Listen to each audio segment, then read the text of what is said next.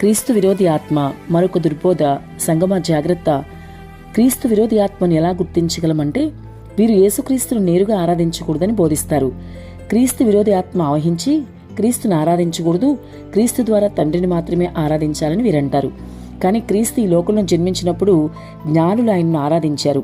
ఆయన సువార్త చేసేటప్పుడు అనేకులు ఆయనకు మొక్కారు. ఆయన ఆరోహణమయ్యేటప్పుడు అక్కడున్న వారంతా ఆరాధించారు అని దానియేలు గ్రంథం 7వ అధ్యాయం 13-14 వచనాలు సెలవిస్తున్నాయి.